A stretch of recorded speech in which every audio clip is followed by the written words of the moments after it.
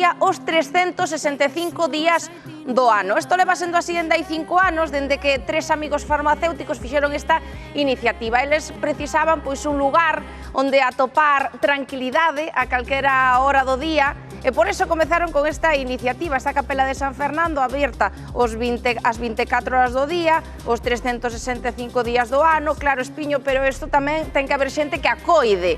Por eso están os voluntarios, que chegan dende todos os puntos de Galicia. Todos os puntos de Galicia, voluntarios, porque saben que o labor que fan aí dentro é fundamental. Fíxate, en Galicia só hai 2 capelas abertas as 24 horas do día. Nos hoxe fomos visitar a de Santiago, preguntándonos por que hai que abrir tantas horas os 7 días da semana. Bueno, foi entrar aquí dentro e decatarnos de que hai moitísima xente que entra aí, de verdade, con todos os seus problemas, porque a vidiña, Rocío, é moi dura para moita xente. Mirade para aí porque é unha capela que din que funciona como a casa de todos, e vaya se podemos comprobar que teña un problema e queira un ombro para chorar, aquí o atopa.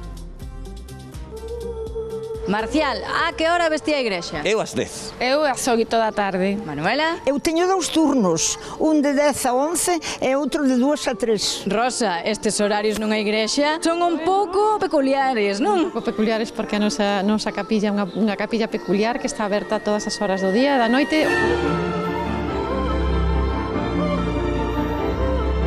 É unha alegría saber que sempre está isto aberto. Veño desde que cheguei a Santiago, que foi no 75, a iglesia. Es mucho más lo que te da que lo que tú ofreces, ¿no? Porque vas a ver a quién vas a ver, al jefe.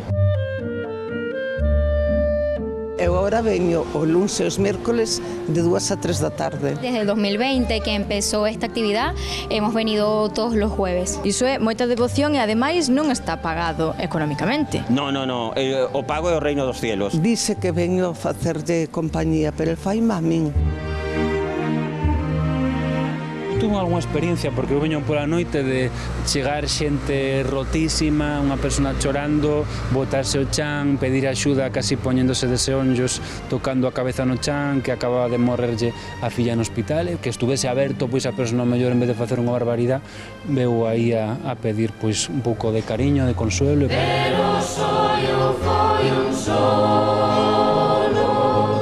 e eu non estaba ali. Yo como coordinadora recibo mucho más de lo que doy. Isto cada vez ven máis xente, todo tipo de xente, xente xoven, xente máis maior. Ven moitísima xente maior, pero cada vez está chegándose máis xente xoven, non? Como é unha compañía a máis grande que hai, porque o que deu a vida por nós, non? Entón a xente vai a falar con el de cara a cara. Cada vez é máis sorprendente as persoas que se interesan e terminan achegándose aquí. Diara, cantos aniños tes?